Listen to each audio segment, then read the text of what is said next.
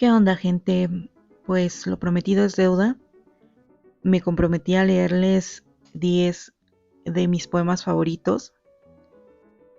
Sin embargo, voy a quedarles un poquito mal porque esa tarea fue como misión imposible. Elegir, seccionar de mis favoritos 10 poemas, bueno, fue complicado. Entonces procedí a hacer una selección de 10 poemas que me han gustado de poesía no completa de Wisława Szymborska, esta poeta polaca que me ha fascinado. Eh, Adquirí este libro gracias a ustedes, bueno, a las aportaciones de algunos de ustedes por el día de mi cumpleaños y estoy muy agradecida.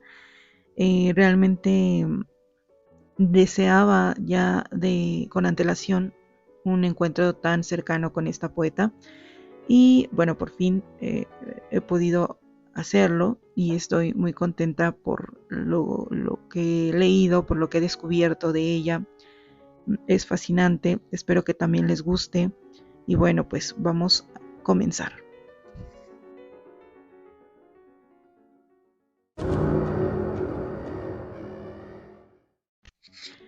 Vamos a dar inicio, no me voy a detener mucho, salvo hacer alguna anotación. Porque creo que sería mucho más enriquecedor que estuvieran ustedes aquí conmigo y comentáramos los poemas. Sin embargo, dejo la invitación por si quieren posteriormente hacer un space en Twitter, estaría genial. Y bueno, vamos. Este primer poema se titula A mis amigos. Conocedores de los espacios, de la tierra a las estrellas, nos perdemos en el espacio, de la tierra a la cabeza. Es interplanetario, del lamento a la lágrima. En el camino de la falsedad a la verdad, dejas de ser joven. Nos dan risa los aviones a reacción, esa grieta del silencio, entre el vuelo y la voz, como récord del mundo. Ha habido vuelos más veloces. Su voz que llega con retraso no nos arranca del sueño, sino años después. Se oye un grito, somos inocentes.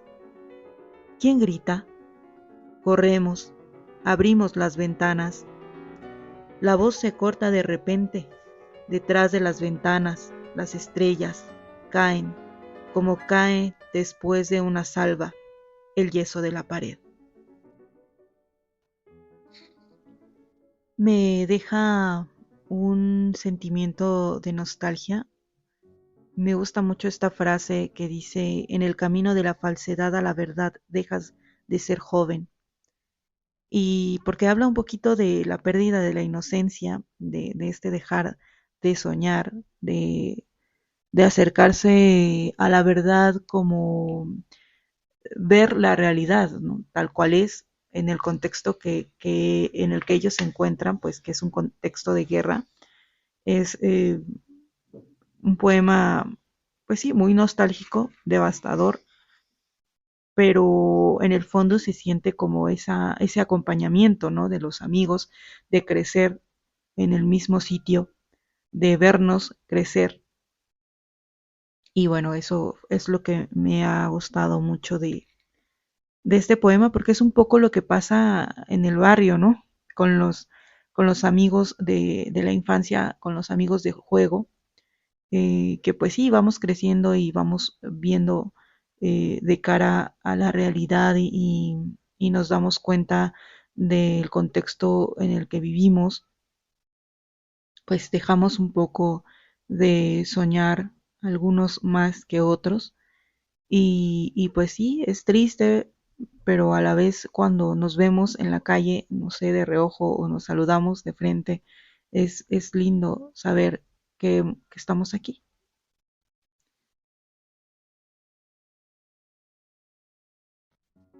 El segundo poema no tiene título y dice así: una historia detenida me acompaña con trompetas. El pueblo en el que vivía se llamaba Jericó. De mí se va desprendiendo, tra ta ta, muro tras muro. Quedo del todo desnuda, bajo el ropaje del viento. Toquen trompetas, en orden, toquen con toda la orquesta. En cuanto caiga mi piel, se me blanquearán los huesos.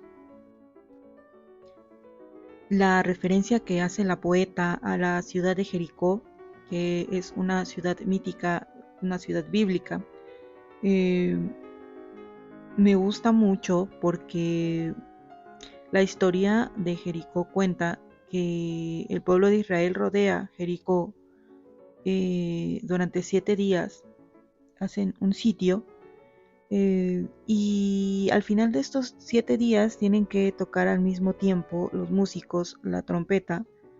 Cuando se da la indicación y tocan todos, los muros de Jericó caen y la ciudad queda descubierta. Y es una hermosa referencia para mí porque habla de este despojarse de las limitaciones mm, de la poeta misma. Y es que uno cuando escribe pasa mucho que tiene miedo a dejarse ver tal cual es. Y cuando puedes por fin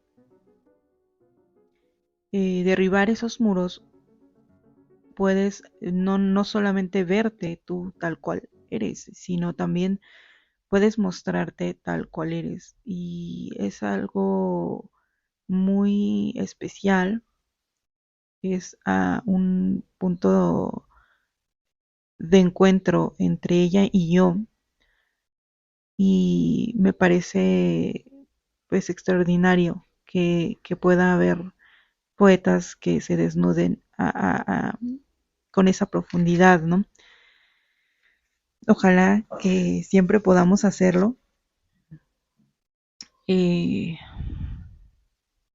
que a veces las circunstancias o la sociedad nos enseña a siempre cubrirnos, ¿no? A siempre protegernos, porque a no mostrar nuestra vulnerabilidad, porque eso nos pone en riesgo. Entonces, pues ojalá que pudiéramos más encontrar rincones dentro de la escritura donde podamos desnudarnos y se puedan ver nuestros huesitos.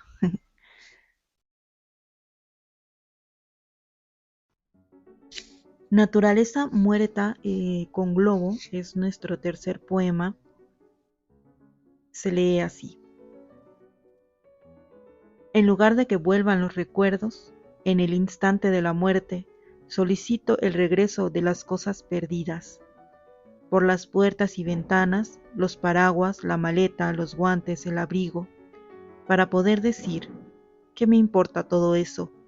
Alfileres, este peine, aquel, la rosa de papel, la cuerda, el cuchillo, para poder decir, nada de eso echo de menos. Donde quiera que estés, llave, trata de llegar a tiempo para poder decir la herrumbe, querida, la herrumbe.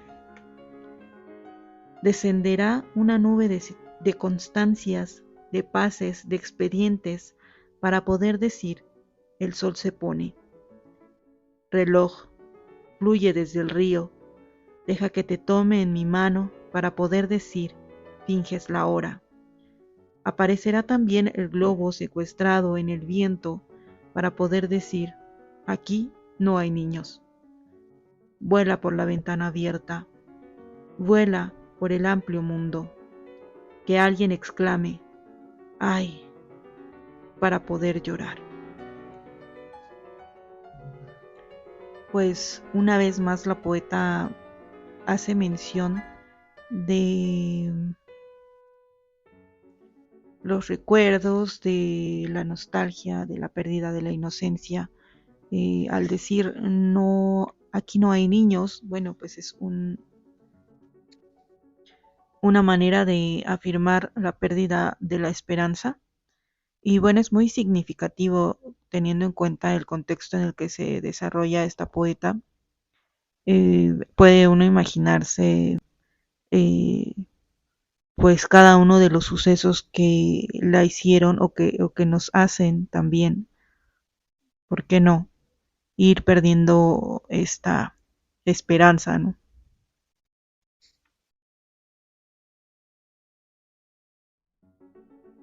Nuestro cuarto poema se titula Prueba y dice así: Ay, canción, de mí te burlas, pues aunque fuera hacia arriba, no me abriría como rosa florece la rosa, y nadie más, lo sabes. Intenté tener hojas, quise poblarme de arbustos, conteniendo el aliento para que fuera más rápido, esperé el momento de convertirme en rosa. Canción, tú que de mí no te apiadas, tengo un cuerpo individual que en nada se transforma y soy desechable hasta la médula de los huesos. Qué interesante, este poema me recuerda mucho a uno de Nahui Olin, esta pintora y escritora mexicana, eh, que dice así: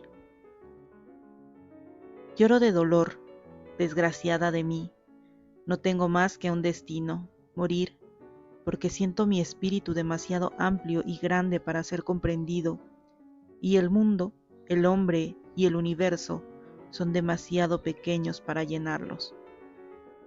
Me encanta porque hablan de una insatisfacción increíble, de unas ansias por ser, y sin embargo no sentir que no son, ¿no?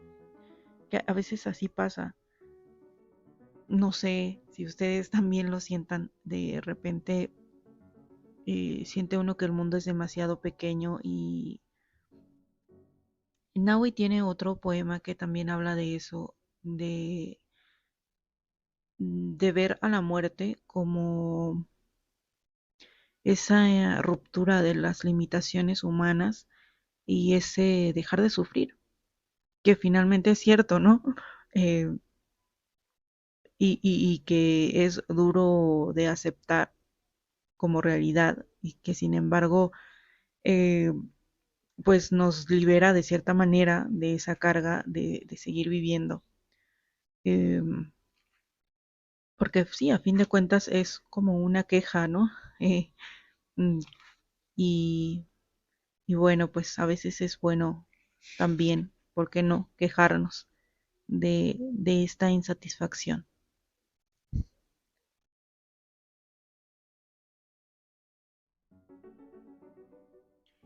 Nuestro quinto poema ya se titula Atlántida y se lee de la siguiente manera.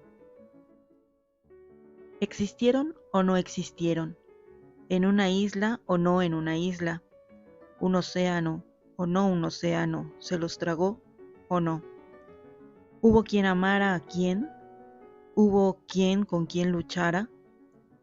¿Sucedió todo o nada, allí o no allí? Había 7 ciudades, seguro, querían estar para siempre. ¿Y las pruebas? No inventaron la pólvora, no, inventaron la pólvora, sí. Hipotéticos, dudosos, no conmemorados, no extraídos del aire, del fuego, del agua, de la tierra, no encerrados en la piedra ni en la gota de lluvia, incapaces de servir en serio como moraleja. Cayó un meteoro, no era un meteoro, un volcán hizo erupción, no era un volcán. Alguien gritó algo, nadie, nada. En este más, menos, Atlántida. Me gusta mucho esta obsesión que tenemos los seres humanos por especularnos acerca de la historia, acerca de los hechos del pasado, de no tener la constancia de nada en absoluto y aún así afirmar situaciones ideas, realidades, contextos que no, definitivamente no nos consta, pero que nos urge saber o tener, como se dice vulgarmente o como decimos en el barrio, los pelos de la burra en la mano. Y, y es bastante, pues hasta irónico, ¿no?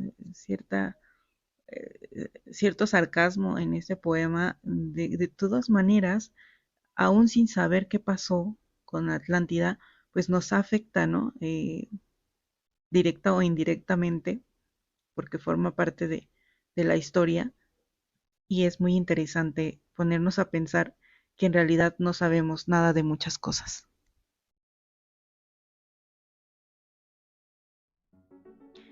Con el poema 6 me pasó algo muy extraño, porque, bueno, extraño y ya no tan extraño, porque es el poema que leí el día de mi cumpleaños, un 6 de junio o el 6 de junio pasado. Eh, Me persigue el número 6 y me hace mucha gracia. Se titula Planeo el Mundo. Planeo el Mundo, segunda edición corregida. Como risa para los idiotas, llanto para los melancólicos, peine para los calvos, zapatos para los perros. He aquí el capítulo, lenguaje de los animales y las plantas, y junto a cada especie su respectivo diccionario.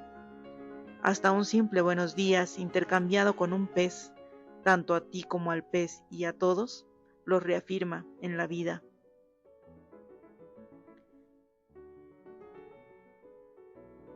Esa desde antaño presentida y de repente real improvisación de palabras por el bosque, esa épica de las lechuzas, esos aforismos del erizo compuestos justo cuando estamos convencidos de que nada, solo duerme. El tiempo, capítulo segundo, tiene derecho a entrometerse en todo, lo malo y lo bueno. Sin embargo, ese triturador de montes, desplazador de océanos, presente en el girar de los astros, no tiene el menor poder sobre los amantes, pues están tan desnudos, tan abrazados, con el alma aguzada como un gorrión en el hombro. La vejez es solo una moraleja en la vida de un criminal. Así pues, todos son jóvenes. El sufrimiento, capítulo tercero, no ultraja al cuerpo. La muerte llega cuando duermes y sueñas que para nada necesitas respirar, que el silencio sin aliento es buena música, que eres pequeño como una chispa y a ese compás te apagas. Solo una muerte así, sentiste más dolor sujetando una rosa entre los dedos y mucho más terror al ver caer un pétalo a la tierra. Y solo un mundo así, solo vivir así y morir solo tanto, y todo lo demás como Bach, tocado de momento en un serrucho. Amé este poema desde el principio, desde la primera leída, porque me parece que Wisłava nos dice que nos preocupa tanto la vejez, nos preocupa tanto dejar pasar el tiempo, nos preocupa tanto morirnos y dejar este mundo, y la realidad es que sufrimos más viviendo que después de la muerte, ¿no? Después de la muerte ya no hay dolor y, y es el descanso que necesitamos, ¿no? Porque la vida es difícil, es dura. Y también nos plantea una nueva forma de ver la vida, ¿no? Dice segunda edición corregida, como risa para los idiotas, llanto para los melancólicos, peine para los calvos, zapatos para los perros. Cosas bien irónicas, pero que a veces esa es la ironía de la vida la que nos rescata, ¿no? El absurdo de la vida, la que nos devuelve el deseo de seguir viviendo, irónicamente.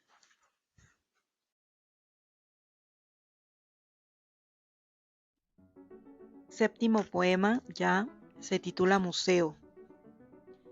Hay platos, pero no hay apetito. Hay alianzas, pero no amor correspondido desde hace al menos 300 años. Hay un abanico, ¿dónde está el rubor? Hay espadas, ¿dónde está la ira? Y el laúd ni siquiera suena al alba. A falta de eternidad han reunido 10.000 cosas viejas. El mohoso portero dormita apaciblemente. Sus bigotes cuelgan por encima del escaparate. Los metales, la arcilla, una pequeña pluma de pájaro, triunfan, callados en el tiempo. Solo se ríe la aguja de la risueña de Egipto. La corona sobrevivió a la cabeza, la mano perdió contra el guante, el zapato derecho venció al pie. En cuanto a mí, créanme, vivo. Mi carrera contra el vestido aún continúa, y qué terquedad la suya, y qué deseos de sobrevivir. Es bien curioso, ¿no? Cómo guardamos en los museos objetos eh, cuando lo realmente importante es lo que pasó alrededor de estos objetos, el contexto, y eso no lo podemos guardar, no lo podemos conservar, no puede ser eterno. Y que vuelvo a lo mismo que irónico, eso es lo que me gusta mucho de Wisława, el grado de ironía que usa en sus poemas, porque es un recurso frecuente y porque pues aprende uno pues, a reírse, ¿no? De ciertas cuestiones de la vida, de la humanidad y de la razón, como esta de guardar cosas inútiles, porque pues lo importante no era el objeto como tal, sino lo que ocurrió alrededor de esto, ¿no?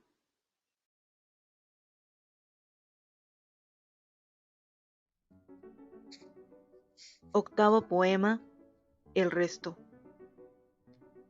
Ofelia cantó sus desquiciadas canciones y salió corriendo de la escena, inquieta, que si se le quema el vestido, que si sobre los hombros le cae el cabello de la forma adecuada.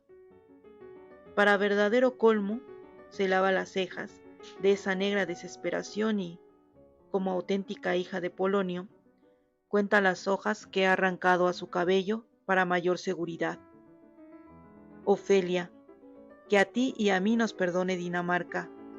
Moriré con alas, sobreviviré con prácticas garras. Non omnis moriar de amor.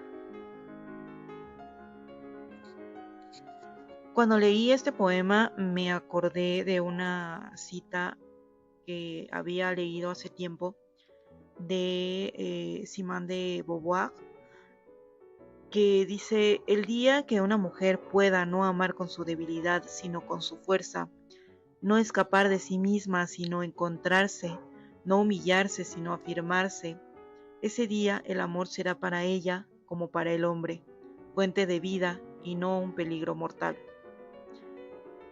Porque la historia de Ofelia es de esas historias que hablan del amor de la mujer, de ese tipo de amor que se arroja al vacío y que es tierno y noble y que no ve la maldad de los hombres, ¿no? Sino que ella únicamente ama. No creo que la solución sea apostar por un amor similar al del hombre, o no desde esa concepción de que el amor del hombre es egoísta, sino más bien creo que se trata de un amor inteligente, ¿no? Eh, y eso es por seguridad de nosotras las mujeres. Y me gusta cómo Wisława al final de su poema este, pues hace mención de esto, ¿no? Porque dice, pues que nos perdone Dinamarca, pero yo quiero morir con alas y sobrevivir con prácticas garras, o sea, pues poder defenderme, poder ver por mí primero y después por el amor, ¿no? Y creo que es muy importante que se nos enseñe a amar desde nuestra seguridad y no desde este amor que nos enseñan romantizado, donde importa más la otra persona que uno mismo. Creo que no es sano y bueno, este poema me gustó por eso.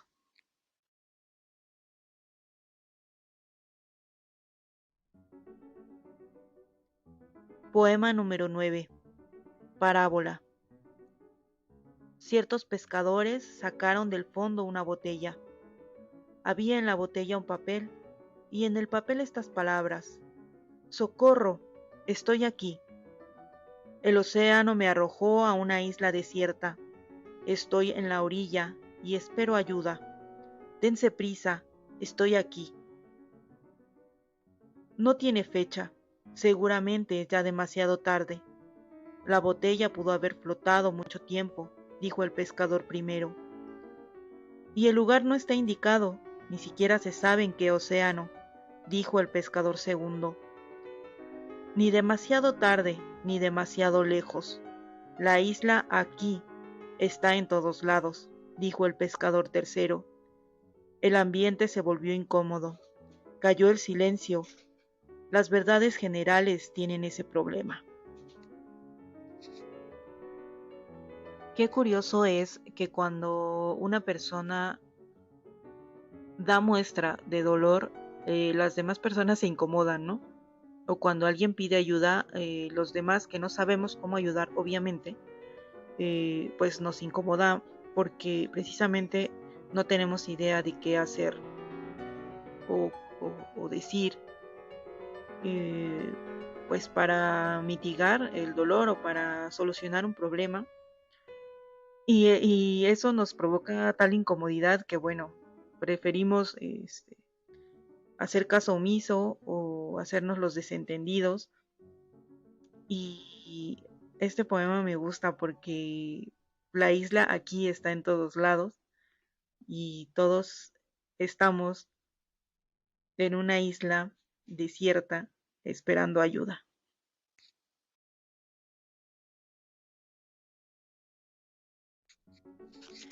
Y bueno, pues décimo poema, último poema, el más importante, según creo yo, epitafio. Aquí yace, como la coma anticuada, la autora de algunos versos, descanso eterno, tuvo a bien darle la tierra, a pesar de que la muerta con los grupos literarios no se hablaba. Aunque tampoco en su tumba encontró nada, mejor que una lechuza, jacintos y este treno. Transeúnte, quita a tu electrónico cerebro la cubierta y piensa un poco en el destino de Wislava. Amé cuando lo leí y no lo entendí del todo hasta un poco después, porque yo siempre digo que a los poetas se les reconoce mucho después de muertos, ¿no? Como a muchos de los artistas. Y sin embargo, ¿quién se entera de la realidad de los poetas? ¿Quién se entera de sus vivencias, de sus dolores? Muy poca gente y muy poca gente se queda a acompañarlos en estas vivencias, ¿no?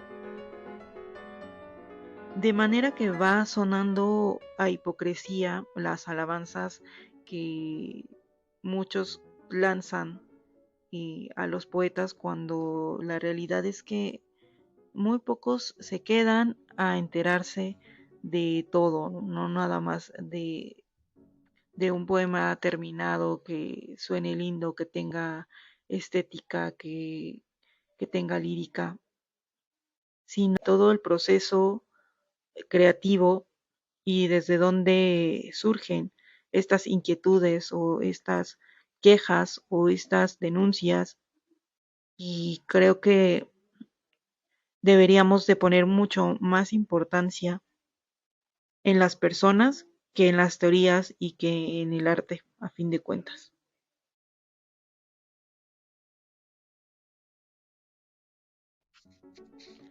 Y bueno, pues muchas gracias, gente bonita, por acompañarme a la lectura de 10 poemas de poesía no completa de Wisława Szymborska. Em, Deseo de todo corazón que tengan un excelente fin de semana y que su semana haya transcurrido con serenidad. Les abrazo, les beso, hasta la próxima.